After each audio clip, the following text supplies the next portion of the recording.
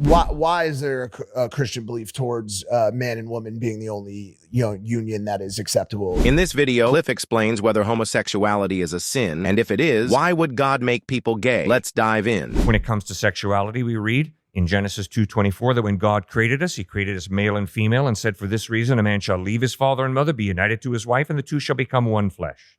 So there's a very positive statement of why God created our sexuality, male and female. God could have had procreation happen at the end of a Q-tip. When a man and a woman mix their earwax, little babies could have been born that way. That would be crazy.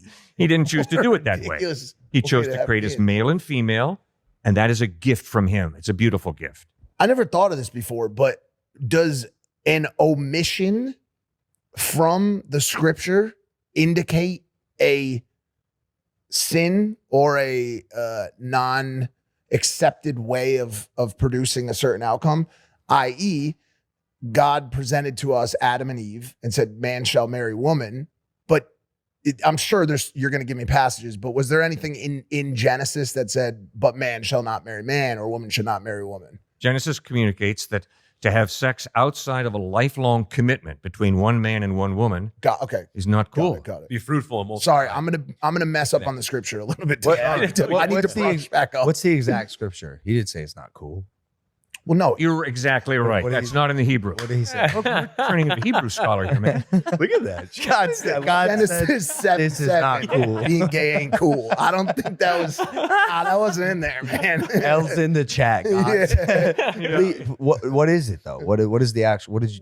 Well, Genesis 2:24 is a clear statement about he creates us male and female to become husband and wife. Then in Genesis chapter 19, different sexual immorality is communicated there, different forms of sexual immorality. But why would God then create a male who's attracted to a male if, like, God created all of us? Why would he create someone that goes directly against, like guys, like being gay isn't a choice. No one, I think few people are like, oh, I'm attracted to the same sex. I believe.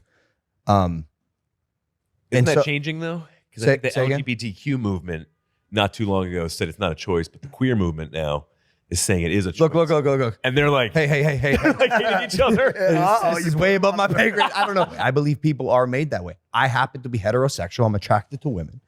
Attracted to one woman now.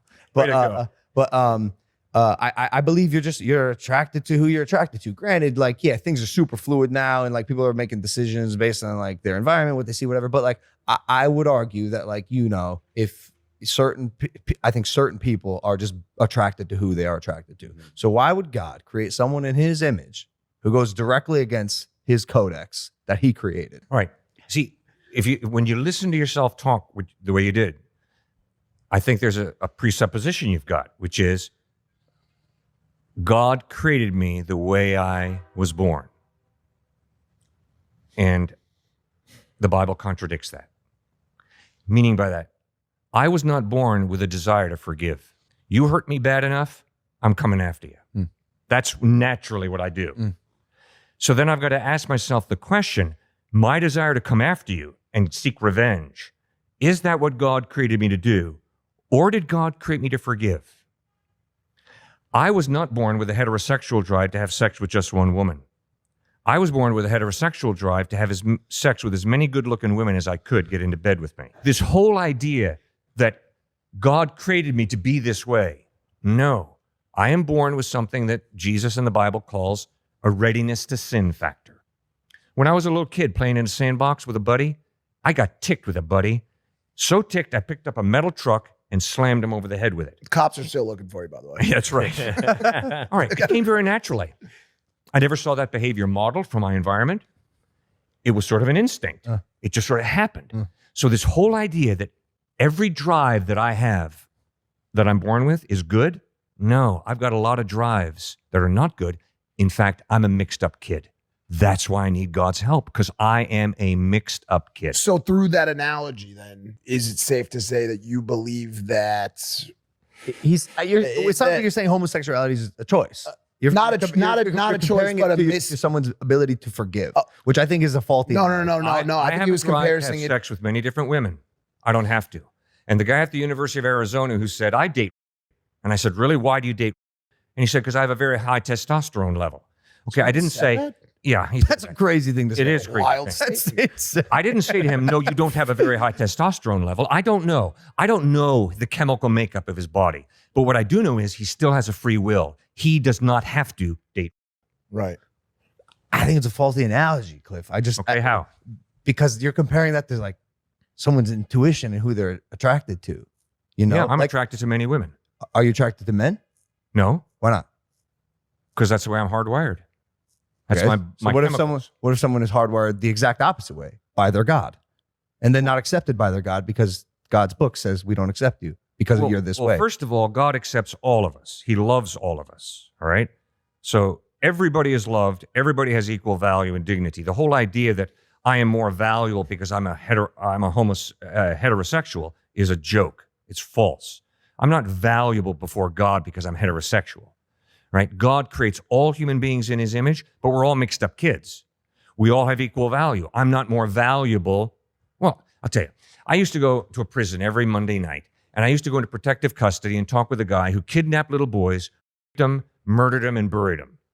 I'd leave the cell and go and play basketball with the inmates, and they would say, hey, Cliff, how do you even talk to such a piece of dirt? And I would say, I'm sorry, I disagree. He's not a piece of dirt. He's a human being created in the image of God. He has just as much value as I do, as you do. But he's messed up.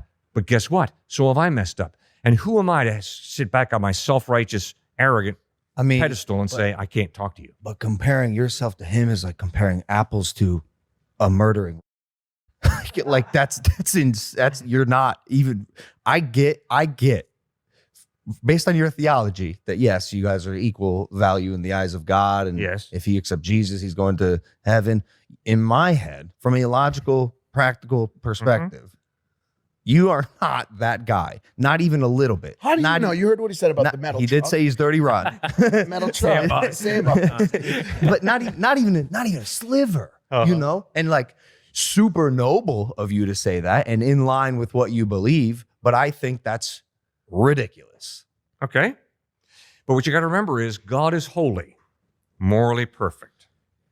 And I am so far from that holiness that to say that I'm really very much superior to a murderer, yes, I'm obviously morally, ethically superior in one sense, but I fall so far short of God's standard of moral perfection that it's incredible. Thanks for watching the video. Do you think Cliff did a good job answering these questions? He used Genesis 2:24 to explain, and his point about how God didn't always create us exactly as we are, using forgiveness as an example, helped me understand it. Cliff always breaks down complex questions in a simple biblical way. If you enjoyed the video, don't forget to like and subscribe. All credit to Cliff and the Impulsive Podcast for the clip used. Thanks again for watching.